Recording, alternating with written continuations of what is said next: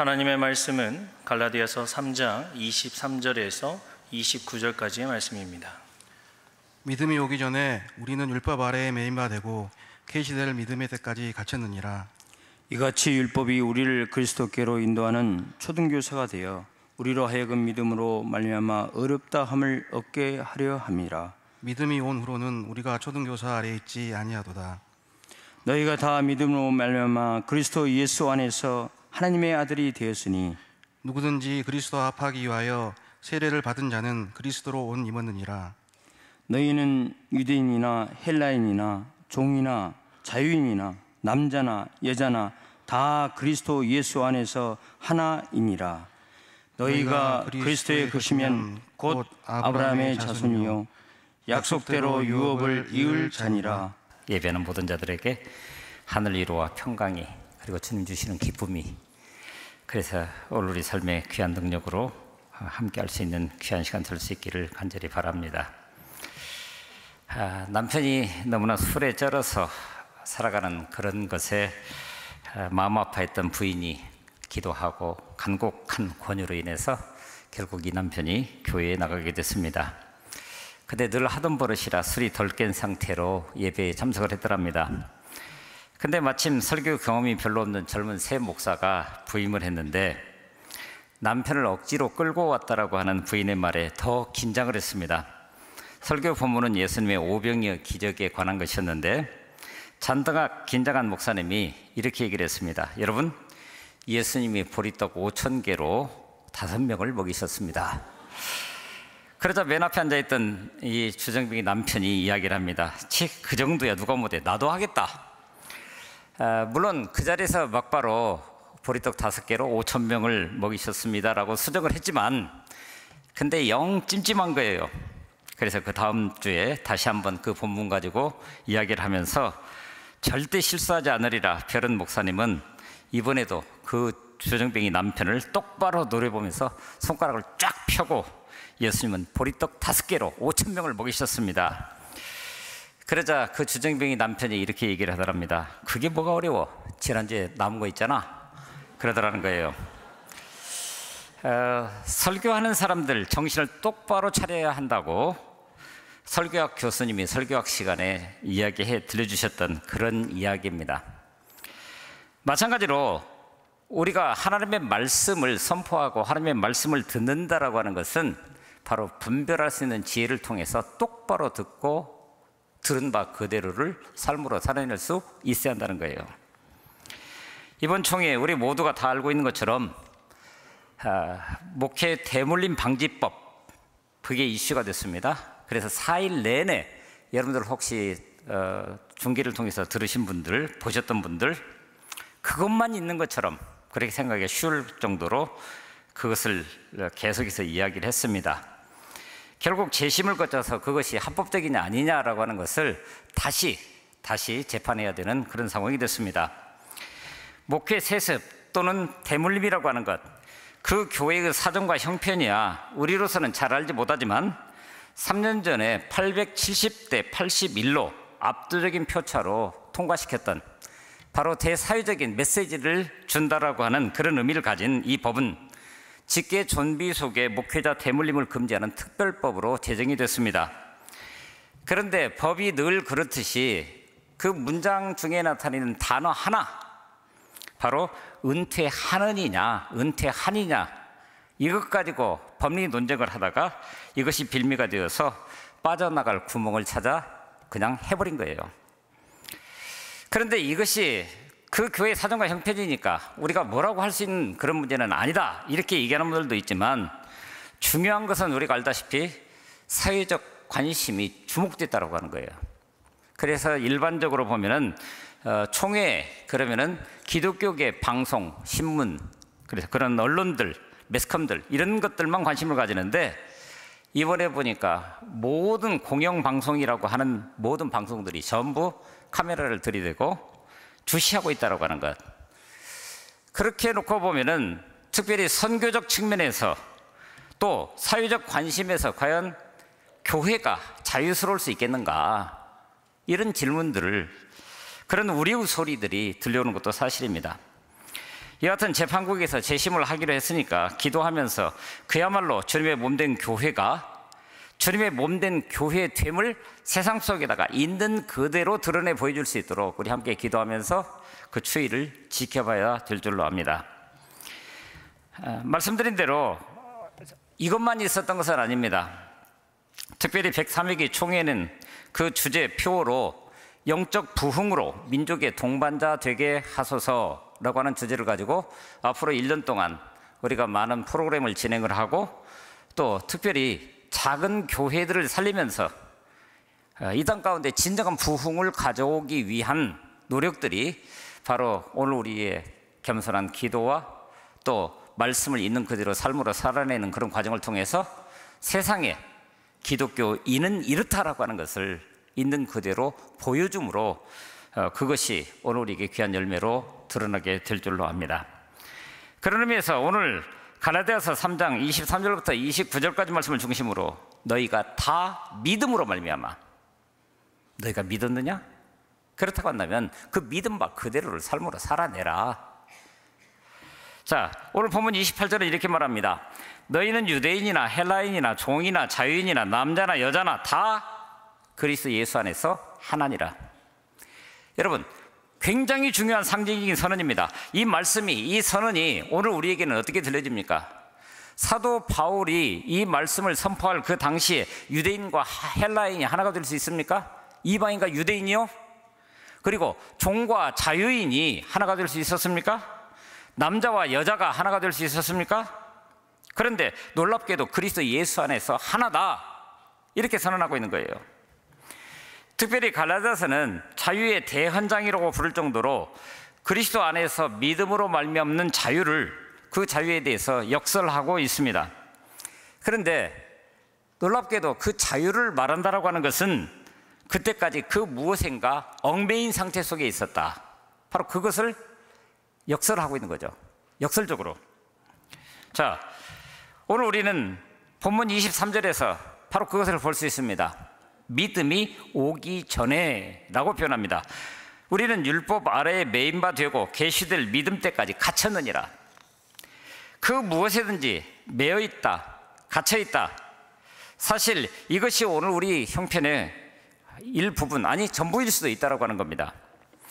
그런데 놀랍게도 갇혀 있고 매여 있다라고 하는 이것은 우리의 일상사 가운데서 우리가 원하는 바는 아닙니다. 그렇죠? 우리가 그거 원하는 겁니까? 누구라도 자유하기를 원하고 누구나 내가 더 오히려 다른 사람을 속박할지언정, 좀 과한가요? 매여 있거나 갇혀 있는 것은 우리가 원하는 바가 아닙니다. 그런데 어떻습니까?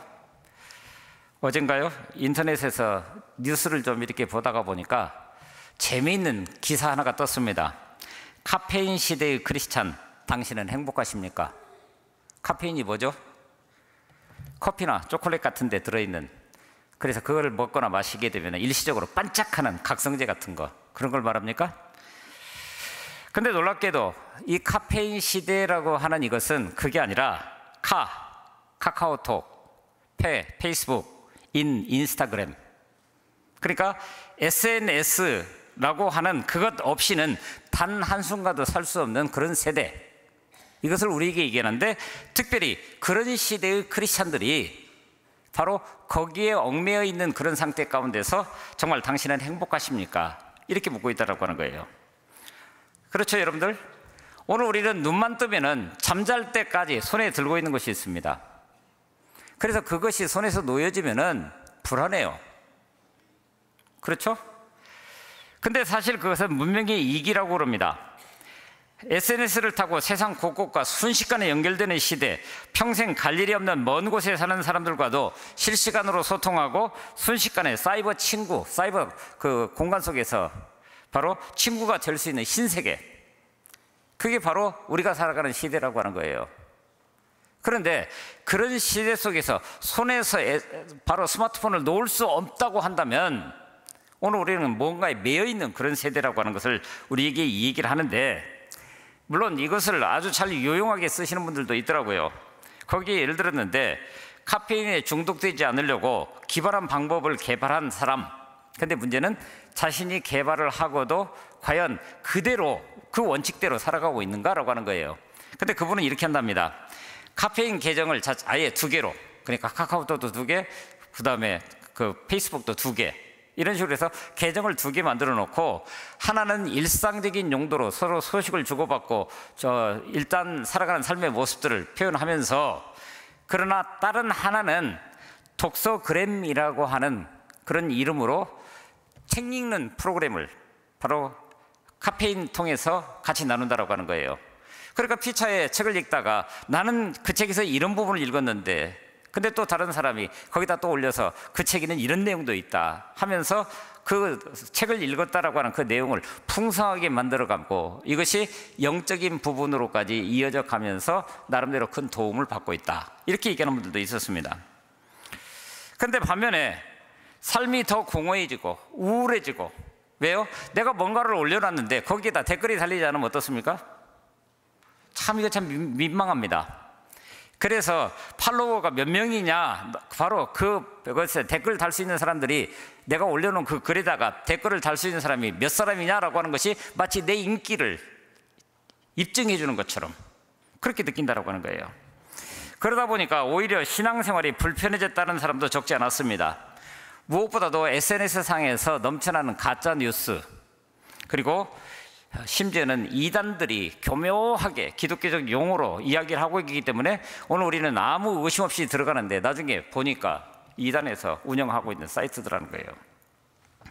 거기다가 기독교를 향해서 막무가내식 비판을 던져놓고 있는 그런 모습들, 이런 모습들이 오늘 우리로서는 뭔가에 갇혀져 있는 것 같은 그런 삶, 그래서 손에서 이거 놓지 못하면서도 거기에서 나타내는 정보들에 대해서 늘 두려워하고 조마조마하고, 이런 모습들. 그래서 어떤 분은 이 카페인을 가리켜서 양날의 검이라고 표현을 했습니다.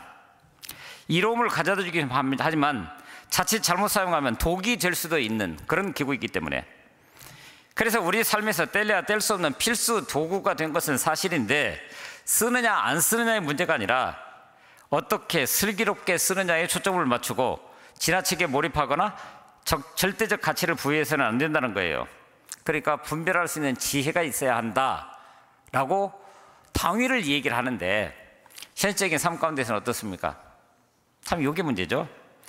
그래서 카페인 전성시대에 크리스천의 슬기로운 SNS 생활이라고 하는 항목을 두고 거기에서 이야기하는데, 첫 번째 이거예요. SNS를 하기 전에, 그러니까 내 컴퓨터를 켜거나 또는 스마트폰을 들고 뭔가를 하기 전에 잠깐 묵상하고 그것을 분별할 수 있는 지혜를 주십시오라고 기도하라고 하는 거예요. 여러분, 기도한다는 게 뭡니까? 기도했으면 기도한 그대로 바로 이 땅 가운데 성취가 이루어질 수 있도록 그렇게 살아가는 삶을 말하는 거니까 이거 참 의미가 있다, 그런 생각을 하게 됩니다. 그런데 이런 것들이 꼭 우리 삶에 매여 있고 또 우리 갇혀 있는 그런 상태, 근데 영적인 차원에서도 그렇다라고 하는 거예요. 많은 위기를 극복하고 성공한 한 사업가가 있었습니다. 근데 어떤 기회가 돼서 자신의 사업 성공에 관한 이야기를 하는데, 자신은 위기를 만날 때마다 지갑을 열어보면서 힘을 냈답니다. 지갑 속을 열어보니까 거기에 아내의 사진이 들어있었고, 그러므로 힘들 때마다 아내의 사진을 보면서 스스로를 격려했다는 거예요. 그러니까 사람들이 야, 저 사람 하면서 참 뭐라 그럴까요? 그 부드러운 분위기. 근데 그 다음 하는 말이 걸작입니다. 이렇게 자기 스스로에게 격려를 했대요. 용기를 내자, 극복할 수 있어. 이런 여자와도 살면서 견디는데 아무리 어려워도 이 여자와 사는 것보다 더 하겠나?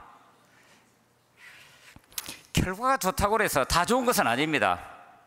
사랑해야 할 대상을 무서워한다거나 또 용기를, 그를 통해서 오히려 역으로 용기를 낸다고 한다면 그게 과연 완전한 용기이고 완전한 사랑이 될 수 있을까요? 그런데 우리 신앙생활도 똑같다라고 하는 거예요. 안 지키면 죽을 것 같아서, 하나님이 무서워서, 여러 가지 이유로 율법처럼 하나님의 말씀을 지키려고 애쓰는 것은 그런 의미에서 완전한 믿음이 아니라고 이야기할 수 있는 그런 것들입니다. 그래서 오늘 본문에서도 믿음이 오기 전에는 율법 아래 매여서 살았다라고 표현을 합니다. 매였다는 말, 다른 말로 말하면 감시를 당하고 있다, 이렇게 말하는 것입니다. 똑바로 사는지 살지 못하는지 율법은 가만히 있는데 그 성경책을 펴고 거기에 나타나 있는 하나님의 말씀을 읽으면서 내 스스로가 감시를 당하고 있다고 하는 거예요. 그래서 예수 그리스도가 오실 때까지 바로 그 믿음을 잘 유지할 수 있도록 철저히 감시하는 초등교사가 바로 율법이다, 그렇게 말합니다. 그냥 쉽게 제가 그렇게 풀어드렸습니다. 그런데 놀라운 것은, 자, 오늘 우리입니다. 믿음이 오기 전에 율법에 갇힌 바 되어 있었고 매여 있었던, 무엇인가에 매여 있었던 그런 존재였는데 지금 어떻습니까? 놀라운 것은 바로 그 매임이, 그리고 갇힘이라고 하는 것이 한 사람을 정죄하고 심판하는 데 목적이 있었던 것이 아니라 뭐라고요? 구원하기 위해서, 오늘 우리를 예수 그리스도를 알 수 있도록, 이끌어 줄 수 있도록 그렇게 매여 있고 갇혀 있는 상태에 두었다라고 하는 거예요. 자, 보십시오. 우리가 잘 알고 있는 것처럼 하나님은 애굽에서 종살이하던 아브라함의 후예들을 모세를 통해서 구원해 내셨습니다. 그리고 그들을 시내산으로 이끄셨습니다. 그리고 그들과 언약을 맺습니다. 그 언약을 맺으실 때 하셨던 말씀, 너희는 내 백성이다, 나는 너희 하나님이다. 조금 전까지는 뭐였는데요? 애굽에서 노예로 살 수밖에 없던 그들을 인간적으로 할 수 없는 방법을 통해서 끌어내서 시내산 기슭까지 데려다 놓고 하시는 말씀이, 너희는 내 백성이다, 그리고 나는 너희의 하나님이다. 그리고 그 언약의 증표로 그들에게 율법을 주셨다라고 하는 겁니다. 이때 그 주신 율법은 그런 의미에서 이제 너희들이 하나님의 백성이 되었으니 적어도 이 정도는 살아야, 바로 그게 율법입니다. 하나님의 백성이 하나님의 백성답게 살아갈 수 있는 그 테두리, 그러니까 그들을 율법 아래 두고 율법의 지도를 받으면서 앞으로 오실 그리스도를 기다리게 하는 바로 그런 역할을 하는 게 율법이었다라고 하는 거예요.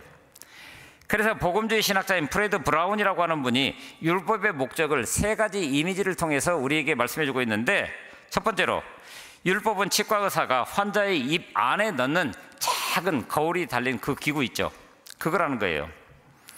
치과 의사는 그 거울을 가지고 사람들의 치아를 검사합니다. 그래서 어느 부분이 망가졌고 어느 부분이 충치가 있고 판단을 하죠.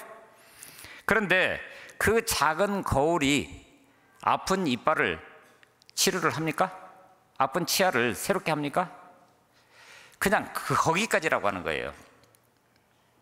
두 번째는 율법을 손전등이라고 표현했습니다. 후레쉬라고.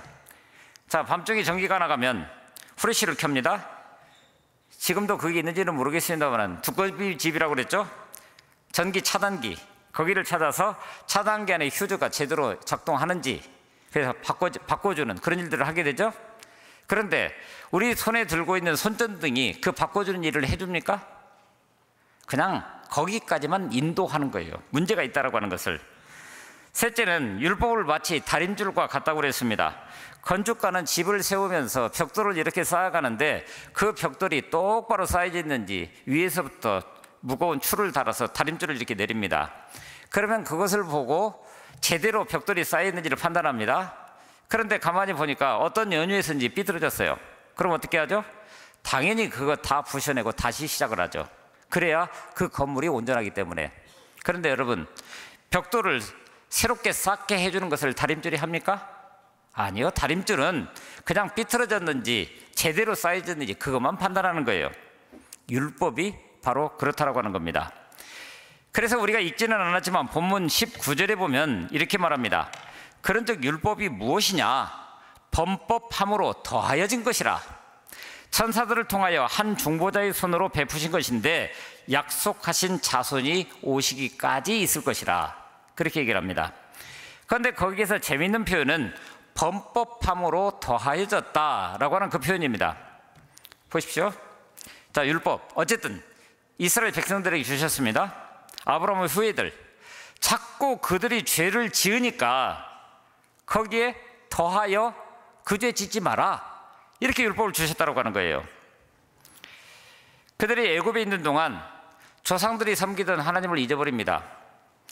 애굽의 우상 숭배를 너무나도 쉽게 보고 살아왔기 때문입니다. 이를테면은 언젠가도 말씀드린 적이 있습니다만은 지금의 이집트 1년에 비가 와봤자 하루나 이틀 오고 지나가 버립니다. 그런데 일정한 때가 되면은 나일강이 범람을 하거든요. 그럼 여기 비가 오지 않는데 어떻게 해서 나일강물이 범람하냐라고 하는 거예요. 오늘 우리 같으면은 그 탐험을 통해서 청나일이 어떻고 뭐 백나일이 어떻고 해서 그 두 개가 합쳐져서 이집트까지 올 때는 물이 이렇게 되고 뭐 다 아는 얘기인데, 그런데 고대인들이 그 상황을 바라보면서 물이 불었다 줄었다는 모습을 보면서 그 자연물에 신적인 존재가 깃들여져 있는 거예요.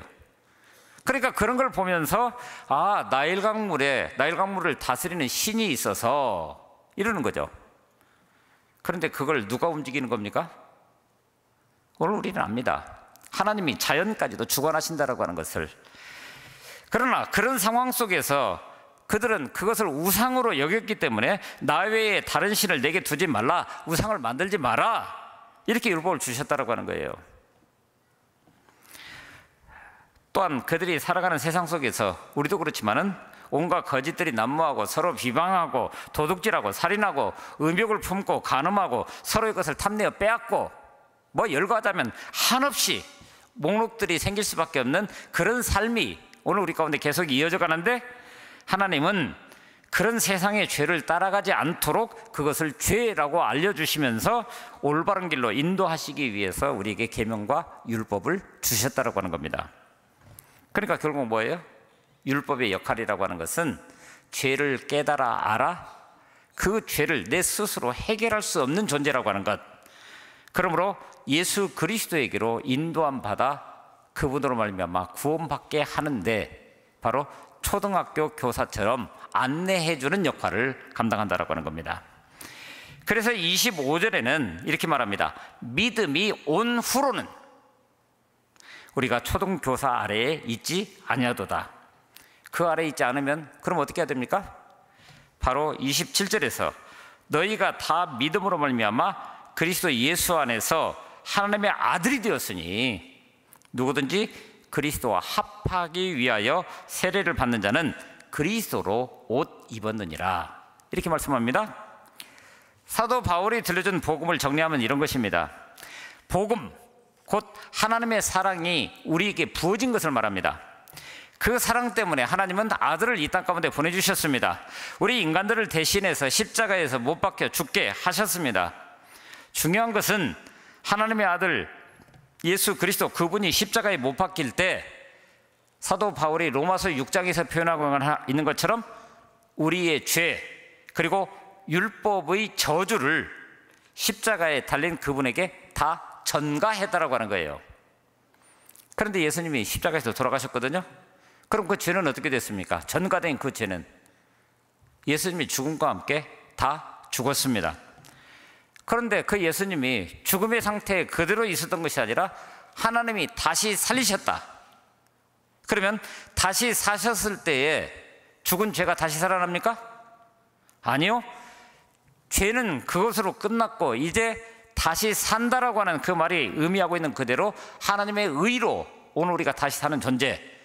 그래서 예수 그리스도를 나의 주로 고백하는 그 모든 사람들에게는 바로 십자가 그 사건이 이제는 나의 사건이 되어서 죄사함과 의롭다함을 얻고 하나님의 자녀들은 권세를 얻었다라고 하는 것이 사도 바울이 이야기하고 있는 그것입니다. 그리고 이것을 확인해 주는 것이 공적인 자리에서 그 믿음의 고백과 함께 우리가 세례를 받는다라고 하는 거예요. 그러므로 여기서 중요한 것은 바로 믿음입니다. 왜냐하면 믿음이 십자가에 못 박힌 예수 그리스도를 그저 단순히 고백하게 하는 것이 아니라, 고백하게 하는 것만으로 끝나는 것이 아니라 오늘 우리로 그분과 연합하게 하기 때문입니다. 다시 말하면 우리가 믿으면 예수 그리스도의 십자가가 이제는 그냥 먼 과거에 있은 그런 사건이 아니라 나를 위한 사건이고 바로 내 사건이 되고, 그래서 죄사함과 의롭다함과 하나님의 자녀로 새로 태어나는 기가 막힌 변화를 경험하게 되는데, 믿지 않으면 하나님의 아들의 죽음이라고 하는 것이 나하고 무슨 상관이 있어요? 그런 상태가 되는 겁니다. 그런데 그 믿고 나서 어떻게 되었다고요? 27절에 보니까 누구든지 그리스도와 합하기 위하여 세례를 받은 자는 그리스도로 옷 입었다, 이렇게 말합니다. 우리가 여기서 주목해야 할 것은 그리스도로 옷 입었다라고 하는 말입니다. 우리가 알다시피 옷이라고 하는 것 뭐죠?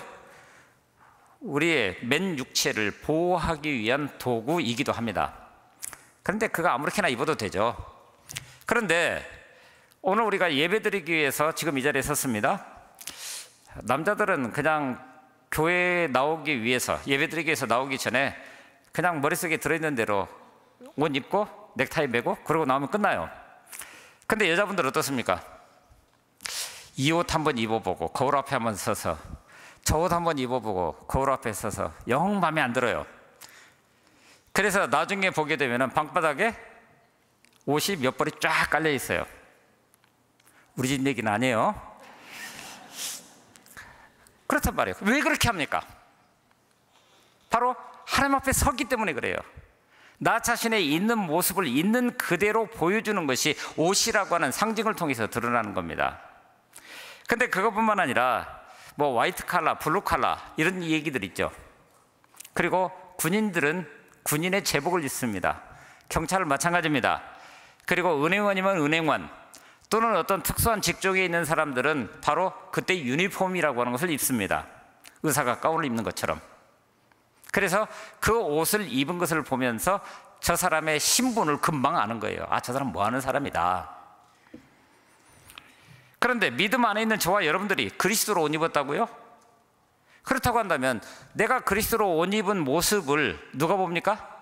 바로 세상 사람들이 봅니다. 그러면서 그 모습을 보고 아, 저 사람 그리스도인이야, 예수 믿는 사람이야, 이렇게 얘기한다는 거예요. 그러니까 그리스도로 옷을 입고 나는 그리스도에게 속한 사람입니다 라고 하는 것을 나타낸다는 그 의미에서 그리스도로 옷 입었다, 이렇게 표현하는 겁니다. 실제로 사도행전 11장 26절에 보면은 처음으로 그리스도인이라고 하는 이름이 성경에 등장을 합니다. 바로 시리아 안디옥에서 있었던 일입니다. 시리아 안디옥은 성서 지리를 조금만 아시는 분들은 금방 이해할 수 있는 것이 이스라엘에서 북쪽으로 쭉 올라가서 만나는 동네입니다. 도시입니다. 근데 그 도시는 교통의 요지였기 때문에 그쪽에서 왼쪽으로 틀게 되면은 길리기아 다소를 거쳐서 바로 로마까지 유럽으로 가는 길이 열리게 됩니다. 밑으로 내려오면 조금 전에 말씀드린 것처럼 이스라엘과 이집트를 향해서 갑니다. 오른쪽으로 가게 되면은 유프라테스 티그리스 강을 지나가면서 지금의 이란, 이라크 지역까지, 그래서 아시아로 가는 그 길이 실크로드로 열려가는 그 길입니다. 그러다 보니까 교통 중심지가 되어 있어서 그 당시 인구가 순천 인구하고 거의 비슷할 정도의 25만 정도가 살았다고 얘기를 해요. 그런데 거기에 사도행전 8장 이후에 핍박을 받아서 도망쳐온 사람들이 모여서 예배를 드리기 시작하는데 사람들이 보니까 이 사람들이 뭔가 다른 거예요. 뭐가 다른지를 모르겠는데 다른 거예요. 근데 나중에 보니까 그들이 믿고 있는 뭐가 있는 거예요.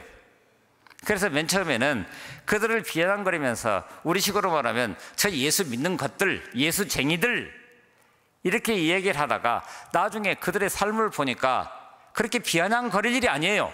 우리하고 달리 사는 사람들. 그런데 우리하고 달리 산다라고 하는 것은 그들의 소속이 있더라는 거예요. 누구에게? 그리스도에게 속해 있다. 이게 바로 헬라어의 크리스티아누스, 예수 그리스도에게 속한 사람이라고 하는 뜻을 가진 그 단어가 그렇게 등장한 겁니다. 그러니까 안디옥 교회 성도들은 자신들이 지금 누구로 옷 입었는지, 누구에게 속해 있는지를 분명히 알고 아는 그대로를 삶으로 살았다는 거예요. 특별히 28절 말씀을 보게 되면은 너희는 유대인이나 헬라인이나 종이나 자유인이나 남자나 여자나 다 그리스도 예수 안에서 하나이니라. 과거에는 유대인, 헬라인, 종, 자유자, 남자, 여자, 그리고 수많은 차별을 두고 사람을 나누는 일들을 했습니다. 그런데 이제는 그 신분에 상관없이 예수 그리스도 안에 속해 있다, 곧 그리스도라고 하는 한 옷을 입음으로 그들은 하나가 되었다라고 하는 거예요. 한 소속이 되었다라고 하는 겁니다. 유니폼 한 가지 옷이죠. 바로 다 같은 형태의 옷을 입었다라고 하는 거예요. 그러므로 모두가 다 하나로 여겨지게 되는 겁니다. 그러므로 그리스도로 옷 입은 사람은 모두 그리스도와 하나가 되는 것이고 그리스도의 의로 채움받은 그 사람이 되었다라고 하는 것을 우리에게 있는 그대로 보여주고 있는 겁니다. 영적 부흥, 이것이 103회기 총회의 1차적인 목표라는 말씀 해드렸습니다. 사흘 동안 아침마다 8시가 되면 예배를 드립니다. 근데 단에 서신 목사님들이 본문이 다르고 수많은 이야기들을 하셨지만은 바로 영적 부흥이라고 하는 이 한 가지에 대해서 말씀하셨는데 제 마음속에 꽂히면서 제가 메모해놨던 것들 몇 가지가 있었습니다. 어떤 목사님 말씀하십니다. 여러분 하나님 믿습니까? 여러분 하나님 믿습니까? 우리 아멘 할 것입니다. 그러면 하나님께만 정신 팔리십시오. 눈 돌리지 말고 한눈 팔지 말고 하나님을 믿는다고 한다면 그러면 하나님께만 정신 팔리십시오. 다시 오실 주님을 믿습니까? 맞습니다. 믿는 줄 믿습니다. 그러면 그렇다고 믿는 대로 그렇게 사십시오. 그렇다면 그렇다고 믿는 대로 세상에서 그렇게 살으라고. 그리고 책을 한 권 소개해 주셨는데 마이클 퀵이라고 하는 신학자가 쓴 예배와 설교라고 하는 책이었습니다. 그 목사님 얘기로는 책은 선물하는 거 아니래요. 그거 나하고 맞는 책인지도 모르는데 책을 선물해 주면 그거 읽는 게 보통 고역이 아닌데 근데 그 책 선물을 받아놓고 보니까 600페이지가 넘는 방대한 책이더라는 거예요. 근데 어떻게 해요? 선물 주셨으니까 처음부터 끝까지 정독을 하면서 여행 갈 때도 들고 가고 뭐 할 때도 읽고 설교 짬짬이 준비하는 짬짬이 읽고 근데 다 읽고 나니까 자기 마음속에 남는 이 책의 핵심 주제가 2가지더라는 거예요. 그게 뭐냐? 첫째, 예배는 끝나지 않는다. 자, 여러분, 조금 있으면 우리 예배 끝납니다. 3부 예배. 그런데 그 예배가 끝나지 않는다는 거예요. 왜? 삶 속에서도 그 예배는 지속되기 때문에. 그게 예배라는 거예요. 둘째, 예배와 설교에 대해서 얘기하고 있는데 설교자도 예배자이다. 자, 여러분, 저는 지금 여러분들 앞에 서 있습니다. 그리고 오늘 설교합니다. 그리고 여러분들은 그 설교를 듣고 있습니다. 근데 자칫 잘못하게 되면은 설교하고 있는 사람이 내가 하나님 앞에 지금 말씀을 전함으로 예배에 참여한다라고 하는 것을 잊어버리기가 십상입니다. 근데 이것은 꼭 설교자뿐만 아니라 예배 안내자도 그럴 수 있고 또 심지어는 예배 시작하기 전에 바깥에서 차량을 안내하는 분들도 마찬가지. 그리고 지금 부엌에서 뭔가를 열심히 만들면서 우리 성도들과 함께 식탁 교제를 나누기 위해서 준비하는 그 모든 과정, 이게 다 예배라는 거예요. 그러니까 우리가 예배자라는 거예요. 그러니까 예배가 끝나지 않았다. 삶 속에서도 그 예배가 지속되고 설교자도 예배자고 봉사자도 예배자고 안내하는 사람도 예배자고 땀 흘려서 수고하는 그 현장도 예배자로 서 있다고 한다면 오늘 우리 삶이 어떻게 될까요? 지극히 평범한 이야기인데 이제는 너무나도 잘하는 일이라서 오늘 우리가 놓치는 부분들이 있습니까? 말씀을 마무리합니다. 믿는다고 한다면 우리가 본 것처럼 믿음이 오기 전에 그리고 믿음이 왔다, 온 뒤에는 그래서 적어도 믿는다라고 하는 것은 그 차원이 다른 인생을 살아간다면 그 믿는 바 그 자체를 삶으로 살아내는 과정이라고 하는 것을 기억하면서 삶을 통해서 말씀 묵상과 기도의 깊이가 더해지고 바로 말씀 묵상과 기도의 깊이가 더해진 그대로를 삶으로 살아남으로 인해서 하나님의 영광, 그것을 있는 그대로 세상 가운데 드러내놓는 삶, 이게 영적 부흥입니다. 오늘 우리가 그렇게 될 수 있기를 간절히 바랍니다.